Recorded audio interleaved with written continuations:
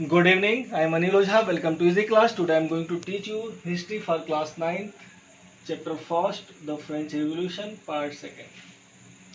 Today I am going to discuss about the topic of the outbreak of revolution.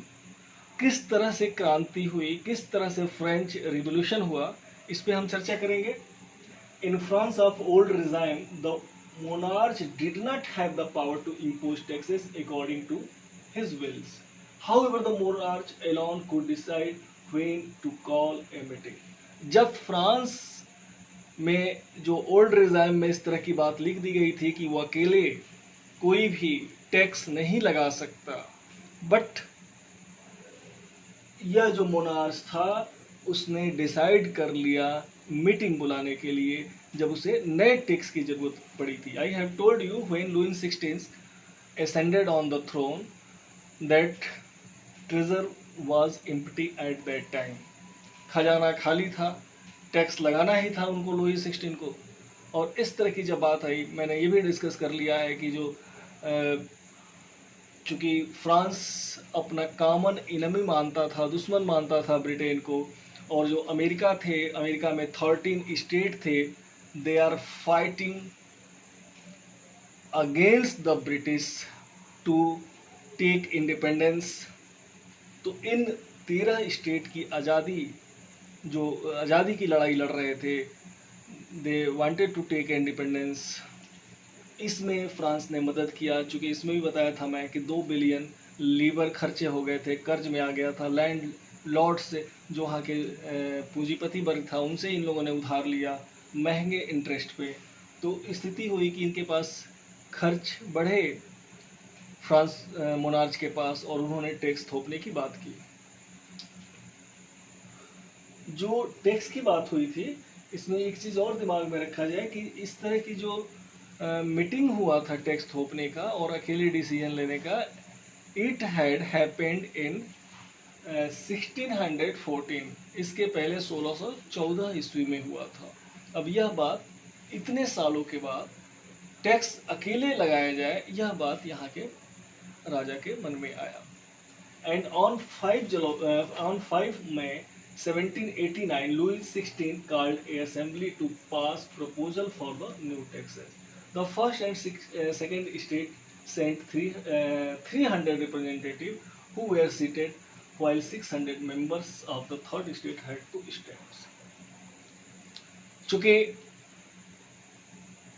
पुरानी परंपरा थी कि एक, I have discuss about the topic of state. मैंने state के ऊपर चर्चा कर लिया है कि फ्रांस की जो सोसाइटी थी 3 स्टेट में विभाजित थी. First state, second state, third state. First state में 300 रिप्रेजेंटेटिव थे, सेकंड में 300 और थर्ड में 600. तो चूंकि राजा जो था वो चाहता था, he wanted to take a step of the traditional policy, जैसे कि एक स्टेट एक वोट, इस तरह की पॉलिसी हो. तो एक स्टेट एक वोट, सेकेंड स्टेट भी एक वोट, थर्ड स्टेट भी एक वोट.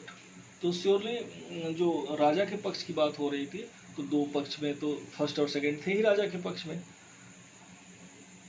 चूँकि मैटर ये हुआ कि यहाँ पे इसको देखा जाए तो जो फर्स्ट स्टेट में 300 थे, सेकेंड स्टेट में भी 300 मेंबर थे, और थर्ड स्टेट में 600 मेंबर थे. तो जब एक स्टेट एक वोट की बात को नज़रअंदाज कर दिया गया था, and at that time more philosopher were emerging, like we can say take the name of the Rousseau थे. उन्होंने डेमोक्रेसी की बात की थी. फिर लोग जॉन लॉक थे उस समय, जिन्होंने 2 ट्रीटीज ऑफ द गवर्नमेंट लिखा है. इन लोगों की चर्चा हुई थी, मैं आपसे इसमें पिछले वीडियो में किया भी था. फिर मॉन्टेस्क्यू ने द स्पिरिट ऑफ लॉ लिखा था. तो ये लोग अब जागरूक होते जा रहे थे, मिडिल क्लास उभर के आ रहा था, प्रॉस्परियस लोग थे, एजुकेटेड थे, लायर थे. तो उन लोगों ने कहा कि नहीं भाई, 1 वोट 1 पर्सन 1 वोट. तो 1 पर्सन 1 वोट हो रहा था. तो अगर इस नियम को लागू किया जाता तो कितने हो जाएंगे, 300 ये हुआ तो 300 वोट, 300 वोट, और थर्ड स्टेट जो है वो 600 वोट. तो निश्चित ही 600 वोट होता, तो इन दोनों को जोड़ने के बाद वो संख्या आ रही थी, लेकिन इस दोनों को जोड़कर 600 हो रहा था, ये अकेले 600 मेंबर थे, इसको राजा ने रिजेक्ट कर दिया। तो स्थिति हुई कि जब असेंबली जब बुलाई गई तो जो आमने सामने जो चेयर थी उसमें इनको बैठने का मौका मिला, फर्स्ट एंड सेकेंड स्टेट के रिप्रेजेंटेटिव को, और थर्ड स्टेट के जो रिप्रेजेंटेटिव थे वो गली में खड़े थे। उसमें से कुछ जैसे आर्टिसियन थे, वुमेन्स थे, वो तो बिल्कुल उनको अंदर जाने ही नहीं दिया गया। पीजेंट्स थे, वर्कर्स थे, कहा गया कि नहीं आप नहीं जाएंगे। तो उन्होंने अपने विचार दिए, and all the ideas we can say and demands were listed in 40,000 letters to send there. उनके विचारों को 40,000 पत्रों में भेजा गया।